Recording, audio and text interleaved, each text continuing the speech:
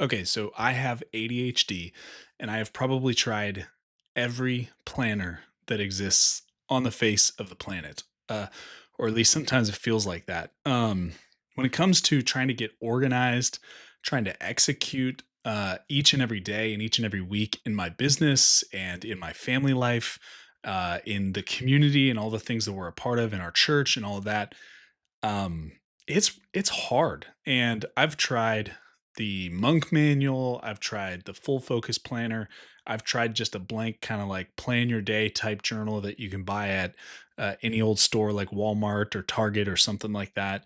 I have tried a ton of things, and none of them have worked for me. I have not been able to stick with them. They're not intuitive the way that my brain works. Well, I guess maybe another way to say it is they're not as s- ordered, and they're a bit more like fluid, like how are you feeling and those kinds of things.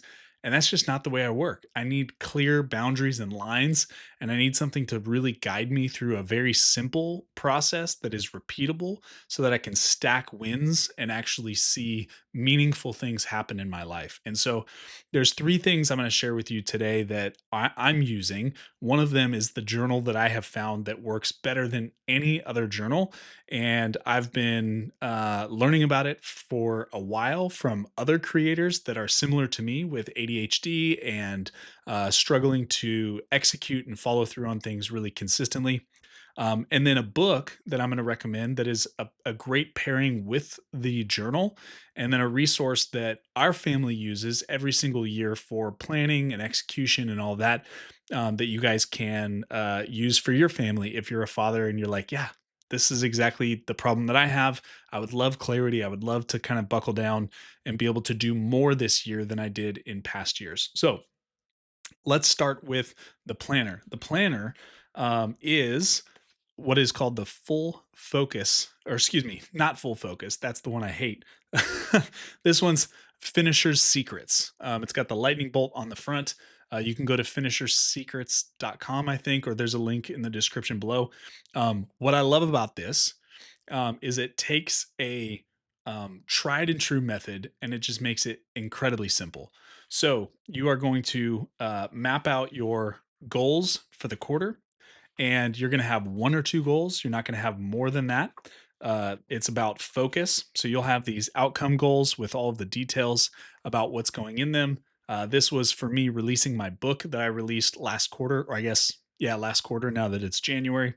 Um, all the action steps, how you optimize it, key motivation, all that kind of stuff. You're then going to translate that outcome goal into your weekly plan.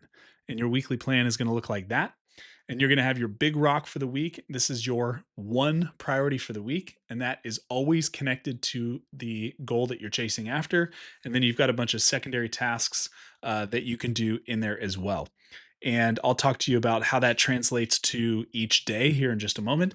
But there's also a weekly review on this side. What I love about this that I hated about other versions is it's three simple questions, and it's stuff that you can actually implement and create change around.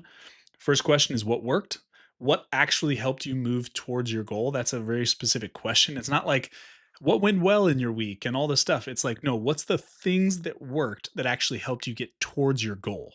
Because this is about achievement of these particular things. And that's why this journal is good. Now I've got a blank journal that I just write notes in, and I journal things, and I ideate and I dream and I pray and do all that stuff. That's a different journal.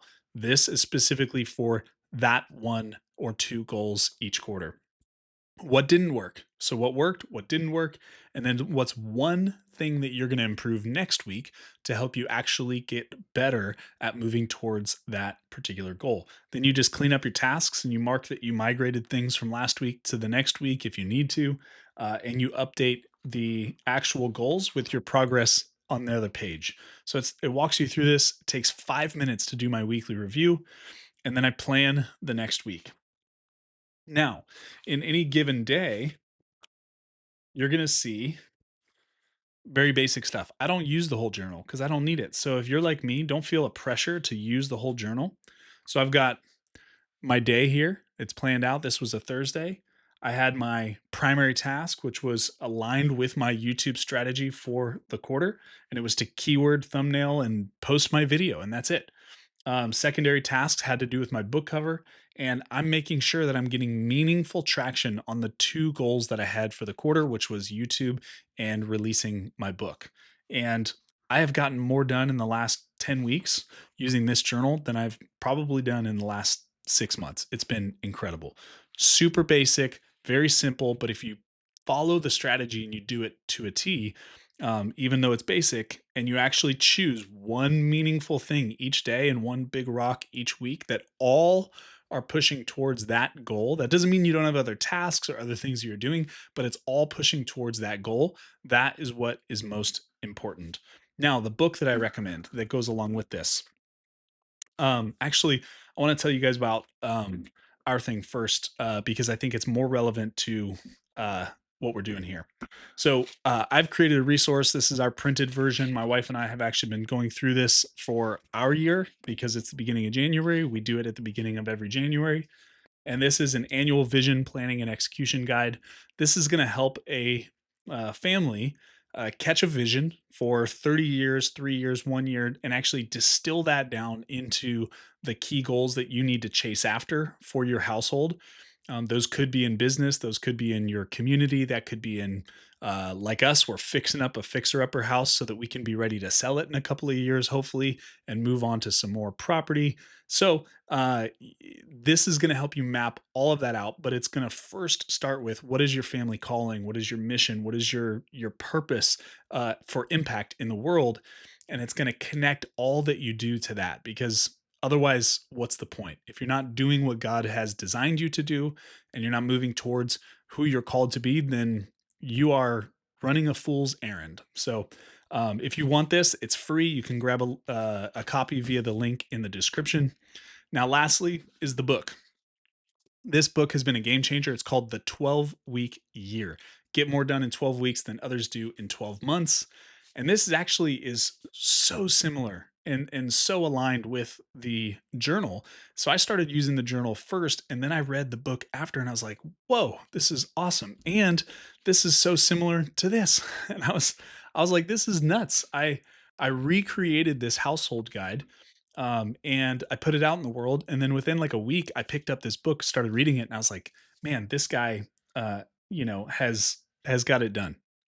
This is awesome. And so this helps you think along these same lines. Like, how do we strategize around 12 weeks instead of 12 years? 12 weeks is such a critical number because it's long enough you can get really meaningful things done, but it's short enough that you can actually stay focused. And like me with ADHD, you can use a journal like that and you can hammer out in 12 weeks and get really meaningful work done.